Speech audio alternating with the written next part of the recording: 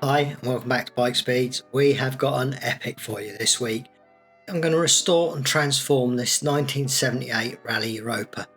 As you can see, this bike had been sat in a barn for years and years and was absolutely wrecked. It was the most challenging restoration we've done and had a few twists and turns along the way. The hardest being the cotter pins, which we even had to drill out, so lots to watch in today's episode. I'll take you step by step through the strip down, maintenance, cleaning and rebuild of this bike. So get ready for a nice long restoration. We're going to make this unrideable bike absolutely pristine and ready to go like the day it left the factory. You can see here the Freehub is very notchy. The chain is dropping off slack when you pedal back. That's no good for riding, quite unsafe as well. You can have an issue with the derailleur lifting up as it is there and actually jamming. So we want to solve that problem with the Freehub. So we're going to completely service that Freehub. Headset bearings were almost C-solid. It was very hard to turn these handlebars, very stiff. You couldn't have ridden the bike like this, and actually they probably were quite tight from new, but obviously with the greases aging, it stiffened those right up, so we're going to solve that problem as well. First thing for me to do is to remove the chain. We're going to actually replace that chain with one of our lovely chains of our own. You can see here the bottom bracket, very stiff to the turn, a sign of thickened grease and poorly adjusted bottom bracket. Now this bike was a little bit unusual and it had a few little things that we quite liked, including that there a mileometer, which we actually kept and we'll put back on the bike. Gave us an idea of the mileage this bike had done and it was actually quite correct. We'll show you that later on. Had a bit of a job getting the wheels out of the forks. They embedded themselves, and you can see here this bike had done 1,048 miles from new. The owner of this bike told us that this was put on the bike from new and that this is the mileage that the bike had done. How accurate that is, we don't know, but it does give us an indication of the mileage that this bike may or may not have done in the past. So off come the wheels, and then we're going to actually cut the cables off of this one because we're replacing all the cables before I then remove the rear derailleur itself. You can see there all the cobwebs on this bike. This bike had been hanging for many years unused. It was a genuine barn find. We will clean all those off and really clean this bike up. You can see there the derailleur itself, a thickening of grease and oils that you can see have clearly dried right out. So we're going to clean this component up. The layering on this bike actually did us a huge favour in terms of cleaning the bike up. It really enabled us to get a lovely shine on this bike when we completed the work. So I'm taking the pedals off here. Once they're off, we can start to remove the chain set. First thing to do is to remove the cotter pins. And normally you can give these a tap and they'll drop straight out, but unfortunately we had no such luck on this day. So we moved that nut up a little bit higher on the thread and gave it another tap, and again it wasn't moving, so we have to turn to phase 2, removing the nut entirely, and again it was going nowhere. In fact, that thread started to bend, so we heated this up. This is often a trick that will work for us, and we can then remove a cotter pin once we've expanded everything. It just gives a little bit of movement, and we're just squirting a little bit of WD-40 in there to help it out. But again, gave that a good tap and it was not moving. It didn't want any of it. So we go up a level now and we're using a chisel to try and knock that through, but again couldn't get a purchase on that. So the next stage is to remove the chain rings. This will give me a little bit more room to work there without the chain rings in the way. So I noticed these were bolted on, so it's actually easy to remove these from behind. That just frees up a little bit of room. You can see there they're built up, a little bit of grease around the teeth, and the rest has got that grime and that dirt and the cobwebs and everything else. So I'm just going to pop a washer over here. So I'm going to actually grind this off a little bit flatter, take some of the thread away, but I didn't want to scuff the actual arm at all, so I put that washer on there before grinding, and then I'm going to start to drill this cotter pin out. So I put a little pilot hole through the center of it there first, and then I moved up to the next size drill, drilled through there a little bit further, and then once I got through to the base of the cotter pin, I was able to then drill right into that cotter pin. Then we can actually put a chisel into the center of it, and then we can knock that out with a good wallop, and eventually the cotter pin came out, and that was quite a relief, because at this stage of restoring a bike, this is the kind of thing that can really hold the project up. also stop the originality, because you could end up having to put a new chain set on there, a different one, and it's all about the originality of a bike like this. So you can see how I drilled right into the centre of that cotter pin, and that had enabled us to then remove it. That was quite a relief really to get that chain set off. Next up, we're going to work on the non-drive side. That actually worked as you would expect it to, where we undid the nut, gave it a little tap, and then we were able to knock that cotter pin right out. We are replacing those, so we never reuse them anyway, so that came out, and thankfully chain set was off. Next up, it's the bottom bracket. So initially we undo the lock ring, and then I will remove this non-drive side first, and then that will enable me to get to the drive side. So you can see here a few bearings falling out and the axle comes away. I'm actually putting a threaded bar through this side because it will enable the spanner to stay on without coming off. So I just tighten that on, and then I can give this spanner a good tap, and that will actually enable me to unlock this drive side cup and remove that from the frame. So that's what I'm now doing there. Always a difficult one to get off the drive side. You can see that one was actually painted with the frame. I was quite glad that that came out because it enables me to clean up these threads and the cups nicely. Another one of the little details on this bike which we left on for the restoration was a kickstand. We wanted to show the before and afters with all the debris that was on the bike, so we left these odds and ends on the bike before restoring it for you. And off comes the bottle cage. I actually chose to keep this bottle cage because there were no bottle cage fittings on the bike. It had these lovely brackets that sat around the frame itself, and actually there was some fading on the paint that even once we cleaned up was still there, so we actually put that back on, and it looked okay once it was back on. Off come the cables. You'll notice with all the cables that we're removing on this bike, they're galvanized steel, so they've gone rusty. When we replace these, we'll be using a stainless steel cable, which I'll talk about through the video, and you'll see what difference those nicer cables make to the bike. Removing the brake pads, we're going to be replacing those, so it doesn't matter to remove them at this stage before removing the brakes. What I'm basically doing with this service is I'll be replacing everything that's serviceable. So I'll be replacing the bearings, the cables, the brake pads, the tyres, the tubes, the handlebar tape, all the little nuances that don't make a difference to the originality of the bike because they are serviceable and perishable items. So we'll be keeping as much of the bike original as possible, but actually giving it a full service and replacing all the serviceable parts on the bike. Off comes the front brake with that lovely little tuck-in mudguard there, and you can see here the cobwebs and the debris and the build-up on that. We're going to make this absolutely shine and look like new when it goes back on the bike. And again, off comes another one of those rusty, you can see there in my hand there the rust on that cable where it's a galvanized steel cable. Very common of this era of bike. Stainless steel cables weren't so common, so we'll be putting a cable on there that won't go rusty. Off comes the handlebar tape. Get that old stuff off of there. We'll be fitting new handlebar tape onto this one. Look at the cobwebs and the debris on that brake lever there. Quite amazing really what we did with this bike. You'll see in the before and afters just how much this bike looks so different to when we originally picked it up. So next up, off comes the right hand shifter and the front brake cable there, and then we will also remove the old bar tape on this one. Now we actually buy an occasional bike for the channel. This one was a bike that Simon spotted actually on Marketplace and dived in the car to go and get this one. We actually asked the seller if the dust was still on it to make sure it hadn't been washed before we got hold of it, because this cobweb here, Simon brought the bike back with that hanging down. We lovingly and carefully stored the bike until we were ready to film it, leaving that cobweb hanging down, and everything on it we were so careful to keep the originality of it. Next off is this light fitting. There was no light attached to it, but we didn't want to leave a hole in the frame, so we'll clean it up and refit it. We also take the rally pump off here, and then this saddle, which was absolutely coated in dust. At this point we had no idea what the condition underneath would be, but we'll clean it up and find out. Off come the handlebars now. So we just knocked down the quill there, and that was quite stiff. You can see there's no movement in that handlebar, so we had to use a little bit of leverage there to get that handlebar initially moving, and once it did start to turn and move, we were then able to wiggle that one out of the forks. So off that comes now, and out it pops. That's good. We can now deal with the bearings in the headset as well.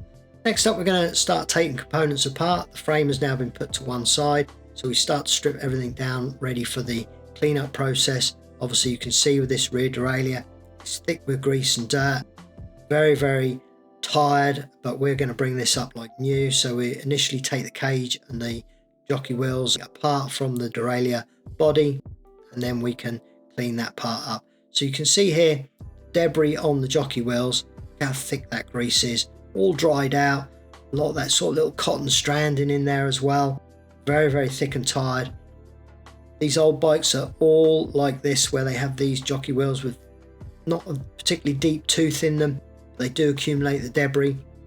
We'll clean that up, make sure everything's right before we put it back on the bike. So you can see here I'm now putting bits through the ultrasonic cleaner. So I've got the derailleur and the brakes and the chain set and the bottom bracket and various components. We'll do 2 or 3 runs of cleaning like this when we're restoring a bike, and then once they've been through the ultrasonic cleaner, we'll then wash them down. Now you'll see this quite a lot through this video. We're using wire wool here to clean a lot of these components down. It just works very well with rust. What we find is that we tend to clean through the rust, so we'll get the bleed of the rust off of the component, and we try to shine what's left behind from the rust. So we don't necessarily do away completely with the rust, but we do clean everything down so that around the rust is clean and shiny, and it's what you're left with that really makes a huge difference to the way these bikes present. This is the first of our brake calipers, and you can see it's got the original Raleigh Wyman sticker in the middle of that caliper, so we have to be very careful not to lose that with the cleaning process. And also the saddle, you can see this was probably one of the most dusty components on the bike, where it obviously picked up all the drop in dust that had sat onto this bike, but that actually cleaned up quite nicely, was quite supple, so we were able to reuse that. Often with restorations, one of the first things that has to go is the saddle, but in this instance we were able to keep that, which was quite nice really. Pedal arm here, nice and shiny, survived that removing of the cotter pin. And next up we're going to take the brakes apart. I'm going to clean the bodies of these, and you'll see a little before and after the subtle difference that we make to a component like this by this strip down process and cleaning it up. So everything comes apart, and then once that's all laid out on the bench, I can then move to begin polishing these. So I'm putting a little bit of protector on that sticker that I mentioned, and then we're just going to use our buffing wheel to polish these components up. I'm not over polishing them because the whole bike is a original restoration. It's not a full-on paint and re-chroming, and so I like to keep the patina of the bike, but I do just like to remove that oxidization on these components with a little bit of polishing like this, including things like the pump that was on the bike. This is an original component, it was a Raleigh pump, still worked, so well worth keeping with the bike, with the original story of the bike. So polishing that up as well, and that actually came up really quite nicely. I'm going to do the brake levers as well. Again, I'm not taking these ones apart because I want to keep some of that original patina. I want to shine the main edges that you see to the eye when it's put on the bike. You can see here the most noticeable difference is the bolts that hold the pivots on. You see the one on the right that's been polished, how those bolts have really come up nicely. The one on the left, they're still dull and tarnished, and that's the kind of look that we're trying to go for with this bike. On go the brand new brake pads. With a bike of this nature, I always replace the brake pads because the rubbers go very hard, and it's important for the bike to be safe. These are never going to work like a modern brake does, but we will make sure that it's working as best as it can. Also lubricating the pivot points of that brake. It does have a moving part in those pivots, so we want to make sure that's correct. And then I'm using a little bit of thread locker here on the derailleur body to make sure that goes together and doesn't come undone when it's back on the bike. I'm using a little bit of premium grease in one of our syringe applicators there to the jockey wheels. Again, you'll see a little bit of our premium grease in our syringe, and that will go on nicely and spin nicely when it's back on the bike or back in the derailleur. Everything there is nicely lubricated. It just makes a nice difference to the way they flow and the way everything runs when it's back together. I mean, look at the shine on that component already. Hard to believe the condition that was when it came in, how nice it is. I'm going to use a little bit of grease on this retaining return spring here of the derailleur body. That will just stop that going rusty. Just helps with it actuating. It does slide against itself, so it's important to get that lubricated. And then I'm using a little bit of our general purpose grease here on the axle that goes through one of the derailleur jockey wheels there. It runs right through to the body, and that's the axle that actually the jockey wheels pivot on. So that's all nice together. There are two positions here. You'll note there's some little numbers down there by that bolt. You can actually put that in two positions depending on the gearing of the bike. Now we're going to lubricate the pivot points on that derailleur using our grease selection. We sell these on our website. The link is in the description. You'll see we use these non-stop, so definitely worth checking out if you do some home maintenance. And then I'll also lubricate the pivot points for the brake. There's so many moving parts on these bikes that do dry out, do need lubricating. Even the kickstand here, I lubricated that. That gave a much more smooth actuation of that kickstand once I'd done that. And I'm using our thread locker here before putting the chain set back together. When you see a component like this all cleaned up, going back together like that, you begin to realise what a difference you're making to a bike of this nature. The reflection on that, it was literally like a mirror. But these pedals for me were absolutely amazing. You kind of lose track as you're doing a bike of this nature. We actually did this over several weeks, which I'll talk about momentarily, but we'd done the pedals quite some time before I finally saw the final edit of this video. And when I saw them there, it's just really, really amazing the work that we do with some of these sort of restorations. So we're removing the axle from the pedal. We're going to put that through the ultrasonic cleaner along with the body, clean everything up, get all that old grease off of it. Again, we're going back to our wire wool here, cleaning the rust and the bleed of that rust off of the component. And you can see there how that's beginning to reflect and shine already. A little bit of time spent on that makes a huge difference to the way that will present on the bike. And then we're going to use our premium grease here for the bearings. So I run a little row around there, putting the loose bearings into the pedal. So we've got 2 rows of those. So I'm going to put an extra layer of premium grease around the top to support that while we're turning it over to do the other side. Gravity is not your friend when it comes to doing bearings. So we use this grease to more or less hold the bearings in against gravity while we're putting the work together. But it's a lovely creamy grease. Works really, really well with bearing races. So that's why we use that one. It will hold everything together while we're doing the work, and also is the perfect grease for the bearings to run in for the future life of the bearing. So there's a little lock washer goes on there that stops you over tightening this one against the cone of the bearing. Then we just put the cap back on the pedal. You can see there what a massive difference we've made to this pedal, but look at this for the before and after.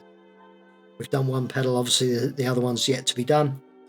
It's hard to believe that they're the same pedals off the same bike, and that the one on the left there is going to come up as nice as the one on the right when it's done. It's really, really amazing. I really enjoy doing these because it even amazes me.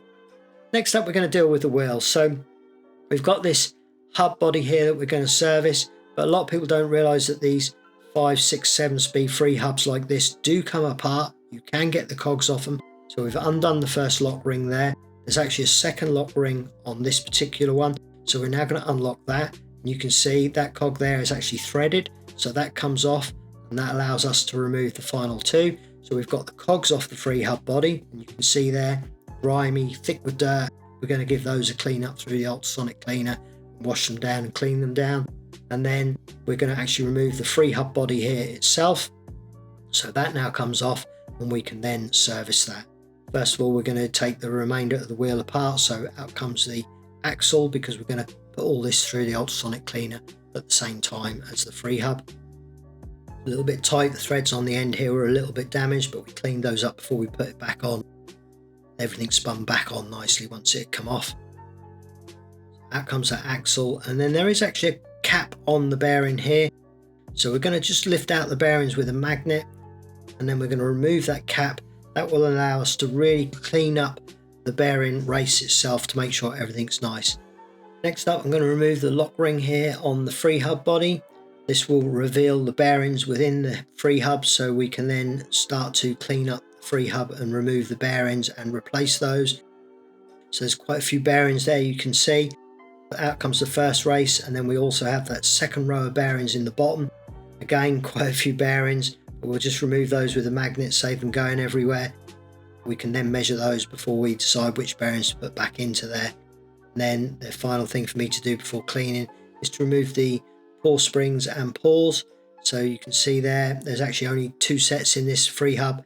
That's typical of a Freehub of this era. So they come apart and you can see how thick with grease they are sticking to the tweezers. But we'll clean everything up there. Again, ultrasonic cleaner is your friend for this kind of thing. So we clean everything up in the ultrasonic cleaner before we start the actual servicing of the component. So a little bit of wire wool in here, and you can see it's a completely different colour to what it went in. It was thick with that dirty, dry, grimy grease, and we've cleaned all that off and we've gone back to the original metal. And the same with the actual cogs that were on the Freehub. We're going to wash those down.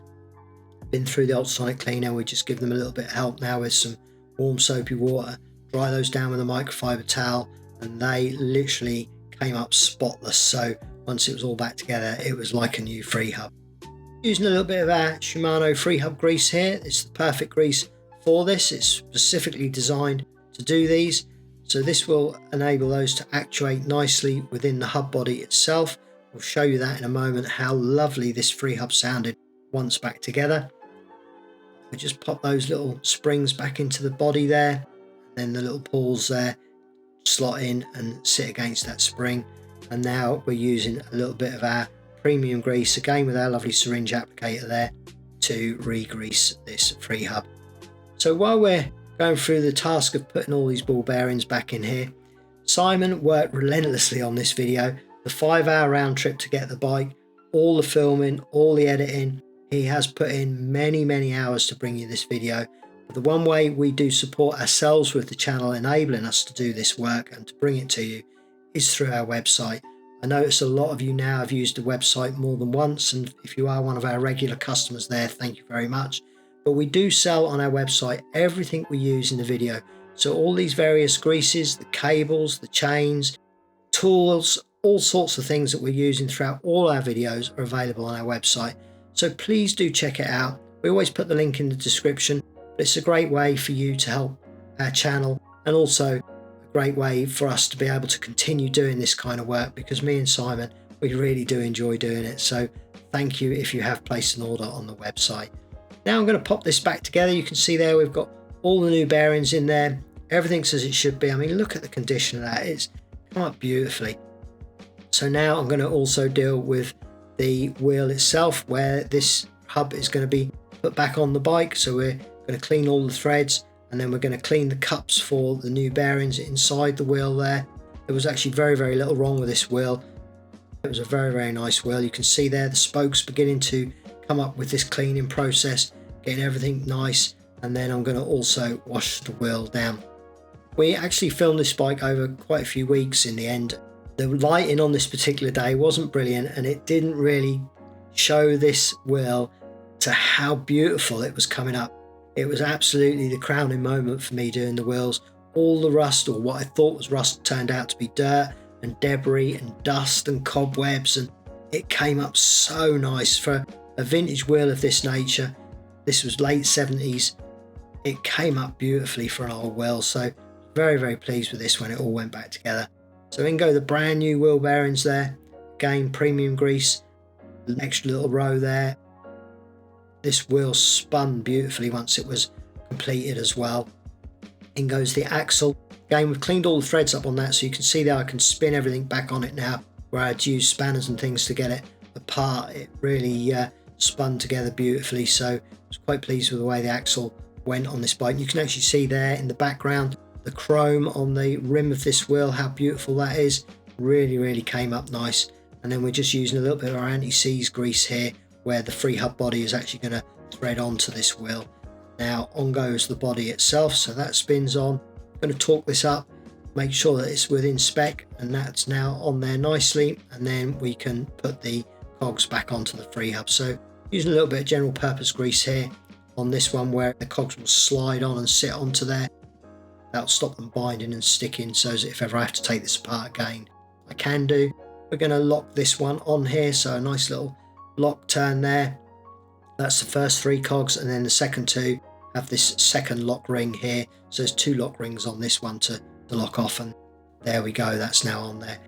Next up, we're going to put the center of the hub, the lock ring for that on. That's a separate lock ring that sits through there. And listen to this.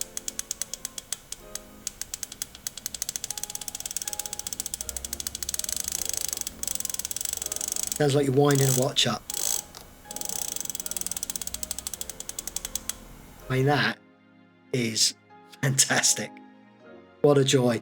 That's always been one of my favourite jobs to do on an old bike, is the hub.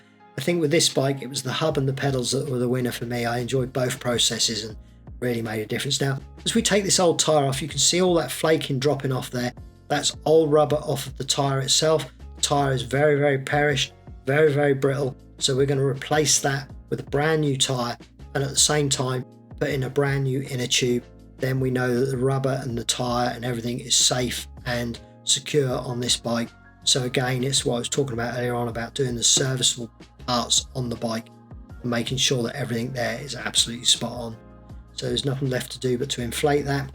That's now all as it should be. There is one little task less for us to do on this wheel, is to just true the wheel up, check the tensions on the spokes. You can see from that graph that the wheel wasn't quite right when it came in, but we've just retensioned, evened up the tensions left and right and around the entire diameter of the wheel. So you can see that before graph there showing visually how inaccurate the wheels and the tensions were when the wheel came in, and then the final graph there to where everything now is absolutely as it should be. Everything's nice and true. It'll run through the brakes nice and smooth. So you can see the two wheels side by side. The rear wheel we've done, the front wheel we haven't. What a huge difference. Braking surface is nice and clean, nice and shiny, good braking surface. All the rim itself was cleaned up nicely and everything there is perfect. Now we need to deal with the headset bearings. So first of all, we'll remove the cups. So they come off now. Out pop those. But we had a bike come in that we needed to service for a customer, so we actually put this bike to one side. It actually sat for a good few days and we were having to be so careful not to rub up against it, lose any of the dust and debris that was on the bike, because it was so important that the dust and debris stayed on so as we could show you the process. I was quite relieved when we got this back in the stand to do these headset bearings. Now cleaning up the cups on the frame. I'm using degreaser and wire wool again. The top cup cleaned up nice and easily, but the bottom one was slightly more work. I had some deeper rust that I couldn't get off with wire wool alone, so I had to scratch that off with a screwdriver to soften it up and then go back over it with the wire wool. It was a bit of a process, but that's what you have when you clean these vintage bikes up. You really get out of them what you put into them. Same here with the forks. I'm being careful not to touch the paintwork at all with the wire wool so that I don't scratch it.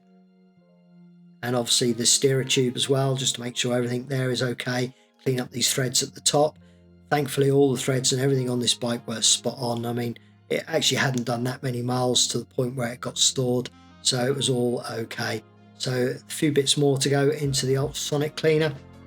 While they're cleaning up, we'll start putting the bearings into these cups here. So again, premium grease for bearings. It's our go-to grease for all our bearing work. In goes a nice set of bearings there. Lovely and fresh grease all round, looking very, very nice. Same too for the bottom race, fresh grease, fresh bearings, everything nice. In they go, final one in there, and a final little run round of grease, and that will hold everything together while we put it together. So in goes the forks back onto the bike, on goes those spacers and caps that I put through the ultrasonic cleaner earlier. Finally for that headset, I lock it off, and that's the bearings all done. And then the other thing I'm just going to do with this is remove and replace this adjuster here for the front brake. Wasn't a lot I could do with that in terms of cleaning it up, so a fresh clean one there will just sparkle that top end there just a little bit more. You could see there was a little bit of rust on that fitting. Unfortunately I couldn't remove, but by just changing that fitting makes a world of difference. And now finally I get the joy of washing down this lovely old frame. First I soak it with a snow foam spray to loosen up the dust on the surface. I'm going to use a detailing brush. It's a nice way of me just being a little bit more tactile with the bike, seeing the condition, working it without over exaggerating it, making it scratch or do any damage to it further than necessary. You can see there the logo's beginning to pop out. Work my way around the whole frame, get all that debris off. It really did clean up beautifully, this bike. We just work around the rear triangle next, working in little areas like the bottom brackets, the lugs, those little kind of areas that you can't always get to when a bike's built up. I work through those, and then obviously this bottom bracket area, I'm just using one of our brushes in there as well to clean in there with the threads.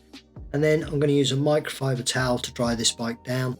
This really draws off that water. They hold an awful lot more water than their weight. They really soak out the water. Lovely, lovely way of drying down a bike. And then we're going to polish this bike with the super resin polish. Now this black area here, when the bike came in, I thought that had been hand painted, but then researching the bikes, I realized that actually that's always black, but it looked like it was hand painted. It really looked quite sad for itself. One of the nice things about this bike was that polished up so nicely, and it really reflected, and it was quite a surprise even to me. When you're polishing a bike like this, you can see the shine beginning to come away. By polishing a frame like this, you'll work a lot of that film and that patina off of the paint, that dullness. It really begins to feel smooth, look shiny, and you can see it's starting to look like it's wet. You can often polish a bike to the way it is when it's wet. It can really get that shine. So for us, the final thing to do here is to rapid ceramic spray this frame as well. So we spray this down. Again, we sell this on our website, the polish and the ceramics. So we just ceramic spray this down. This will really give that final bit of protection. It makes it very, very smooth, very, very shiny, and gives a lovely protection with water. The water really beads up and runs off of ceramic coating. It's a very, very nice finish for a bike. So that's what we did there with the frame. The final bit of cleaning for this entire bike is the handlebars. Using a little bit of wire wool there just to clean these up. Obviously we're going to be putting fresh bar tape on here, but this bike actually took us quite a long while to clean and bring back like this, so this was quite a relief to be doing this as the final part of the jigsaw puzzle. So they now go back on the bike, tighten those off. Once this is standing out of the stand, I'll make sure they're square to the wheel, but for this stage that's perfect. And then on go the brake levers back in their original position, and then we're going to also put the new bearings into the bottom bracket, so you can see how lovely that cup has come up. Brand new bearings in there. So every single bearing on this bike has been replaced. That cup looks fantastic with the fresh grease and bearings. I even buffed the cup up so that it was nice and shiny with no oxidization. I'm using some of our anti-seize grease in the threads so that hopefully next time they need to come out, they don't need to be undone with a hammer. Painted cup goes in now, which I'm really happy with. The frame came out amazing, and this really tops that off. Put some anti-seize on the non-drive side, then in with the axle and on with the final cup to complete the bottom bracket. That one spun in by hand, which I always like to see. We're just locking off that bottom bracket now. Everything there is good. We'll show you a spin test on this momentarily, and it absolutely spun beautifully. So on goes that stand. Next, it's actually easier just to spin that nut on when there's no chain set in the way. So popping the new cotter pins in there with the new washer and a bolt. So that's now all locked off and absolutely as it should be. On goes the non-drive side pedal arm. Again, brand new cotter pin, brand new nut and bolt. Everything there absolutely spot on. So that's all nice. And then here's the spin test. I was super happy with how this turned out. When the bike came in, it wouldn't turn at all, and now it spins freely and quietly. So I'm very happy with the results here. And again, handlebars you can see spinning freely. It'll make this bike much, much easier to ride. When the bearings are tight, the bike tends to tram, so it'll tend to veer left and right. You're constantly putting inputs in to keep the bike square. When a bike's like this, where the steering's nice and free, everything works nicer and rides nicer. On go those pedals, you can see there the non-drive side one there that looks just the same as the drive side after being restored from that before and after that we showed you earlier on. On goes the rear derailleur. Quite amazing the way these old components clean up. They really do come up a treat. Shifter on the down tube. I think you always show your age if you can remember buying a bike with a shifter on a down tube. I do remember one of my very, very early bikes having shifters on the down tube there, so that denotes my age perhaps. Now on with the brakes. These mud guards also came up superbly. They were protected really well by the dust and didn't corrode, which is yet another gift from this bike. And a little accessory bolt here which normally carries a fitment for a light, so that goes back on the bike. And then, as I mentioned before, we were refitting this bottle cage here because there was a little bit of fading on the paint, and actually it did the job and it worked nicely, and there's nothing wrong with it. It is a little bit patinaed off, but that all adds to the charm of the bike to have the original accessories back on it, so that goes back on the bike as well. And of course that lovely original pump back on the frame along with that original saddle. So everything here is now looking very, very original as it left the factory, looking quite nice. Now we're going to cable it up, and for this we're using our super slick stainless steel cables. These are a very, very nice cable. They're nice and tightly wound, which means they're very, very smooth to the touch. They give lovely shifting and lovely braking.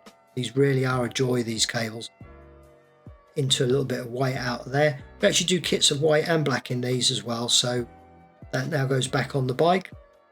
And then what I'm going to do with this one, just using a little cable guide here to cut the length.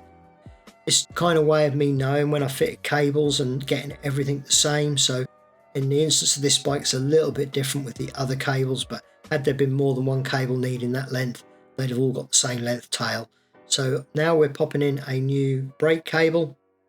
So that sits in there, and that now goes through to the back. These are a tricky little brake to set up at times because they are a centre pull brake, and they do have a straddle cable which is now going in here. So there's quite a few little components to cabling these, and they do take a little bit of fiddliness to get right, but with a little bit of experience we can sort that out and get that correct. Obviously this tail here is quite short, so we didn't use our cable guide here, but on goes a new cable end there, and then that's ready to now fit to the caliper. So we just slot that in. Everything there is good. Same with the front. Fresh bar tape.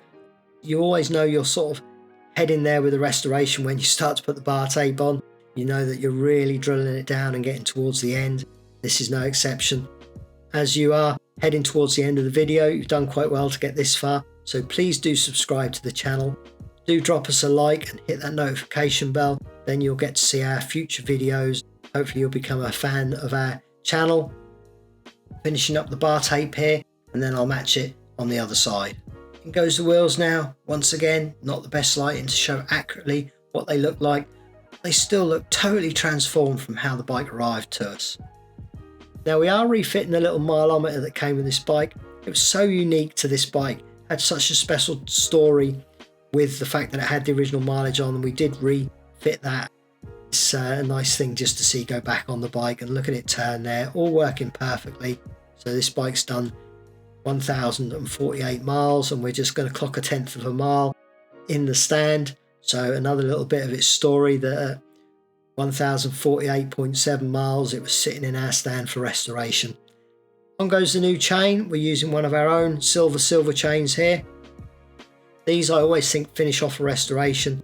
The sort of 6, 7, 8 speed chain segment of the market is usually these matte black cheap nasty chains, but no such luck for this bike. This one is having one of our very special nicely silver plated chains. They look beautiful on a restoration like this. A fantastic friction shift here, no adjustment needed on the derailleur. Brakes pulled nice and hard, nice and even on both sides, no buckles in the wheels either, so another highlight of the bike. And that's now everything totally restored and adjusted. And as you can see from these before and afters, hard to believe this is the same bike. Unloved, unwanted, sold on marketplace. We've picked it up, we've given it a new lease of life, and everything on it is perfect. So I do hope you've enjoyed this video of this epic restoration. We certainly enjoyed bringing it to the channel. Look at all the cobwebs there, getting rid of them, fresh cabling, everything working. What a joy. As always, thanks for your support on the videos. We appreciate all the likes and comments, so please share your thoughts on this restoration and leave us a like.